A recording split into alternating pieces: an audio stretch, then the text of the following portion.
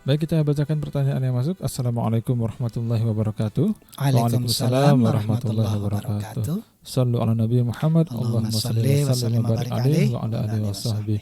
Dari hamba Allah di Cirebon, Bang, berbicara tentang pintu kebahagiaan. Bagaimana caranya supaya kita mudah untuk membukakan pintu kebahagiaan bagi orang-orang yang kita sayangi. Terima kasih. Wassalamualaikum warahmatullahi wabarakatuh. Waalaikumsalam warahmatullahi wabarakatuh. Baik, yang perlu kita pahami bahwa orang-orang yang kita sayang ini jangan jadikan beban. Baik. Banyak sekali paradigma kita, cara pandang kita melihat mereka sebagai beban. Menafkahi itu bagian dari ibadah. Semakin banyak menafkahi, makin banyak pahalanya. Gitu. Kalau itu menjadi konsepnya, maka kita bersemangat untuk mencari nafkah di luar. Gitu. Kegairahan. Setiap langkahnya dihitung ibadah. Lelahnya dihitung ibadah. Tetesan keringatnya semoga itu menjadi tasbih. Ada kebahagiaan di situ. Meskipun yang dilaluinya memang lelah. Ya kan? Letih. Nawarin gak laku-laku misalnya ya. Muter-muter ditolakin terus. Wajahnya memang tidak menyenangkan. Pintunya itu. Tapi yakini setiap kali kita melalui itu ada kebahagiaan. Kenapa? Karena kita sedang menafkahi anak istri, gitu. Orang-orang yang kita cintai. Betapa sangat disayangkan kalau persepsi kita salah nih Kang Hakim. Bukan gak laku-laku, di rumah butuh ini, butuh itu, kan jadinya mengeluh. Nggak mungkin ketemu bahagia di situ. Nggak ada kebahagiaan. Pulang nggak dapat hasil, ribut di rumah. Karena persepsinya salah. Tapi ketika persepsinya bahwa ini adalah bagian dari ibadah, langkahnya adalah ibadah, saya menjamin Allah pun akan memberikan hidayah kepada istrinya meskipun kita nggak nasihati istri. Jadi ada orang kan tapi istrinya harus dinasihati dulu Bang. Nggak usah. Yang penting Anda mau merubah cara pandangnya dulu. Nanti Allah yang kasih hidayah sama istri. Sebab belum tentu kita ngomong justru dia mendapatkan hidayah, belum tentu, kadang-kadang jadi ribut. Sudah sih mah ini kan namanya juga rezeki, ribut malah.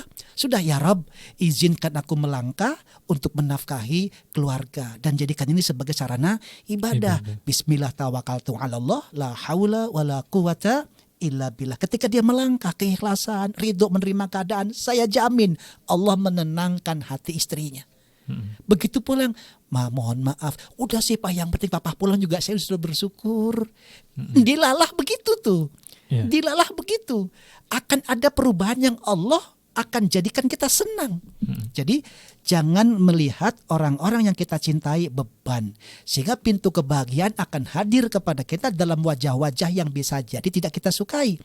Tetapi dalam rangka ibadah itu menyenangkan. Contoh Kang Hakim, bayangkan suruh berjihad fisabilillah, suruh perang, kira-kira menakutkan nggak? Takut Bang. Menakutkan. Pasti menakutkan. Kenapa? Resikonya mati. Minimal terluka. Minimal terluka dan sakit. Iya. Tetapi ketika dilihat sebagai ibadah, imannya menggelora, dia sambut dengan riang gembira.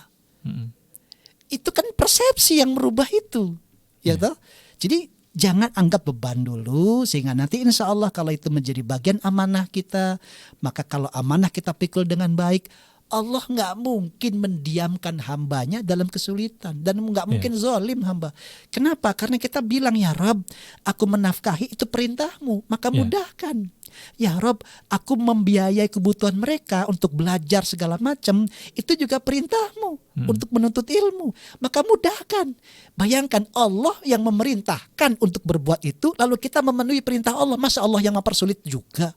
Enggak lah. Allah akan bilang, aku penuhi semua permintaanmu. Ud'uni astajib lakum, minta kepadaku sesuai dengan apa yang kamu mau, karena engkau sedang memenuhi permintaanku. Jadi yang paling baik adalah penuhi perintah Allah, lalu kita minta kepada Allah untuk bisa memenuhi perintah itu. Paham maksudnya ya? Misalnya haji nih, ya Allah haji itu mahal. Bilang ya Allah, aku ingin penuhi permintaanmu untuk berangkat haji, untuk menunaikan ibadah haji. Maka aku juga minta rezekinya.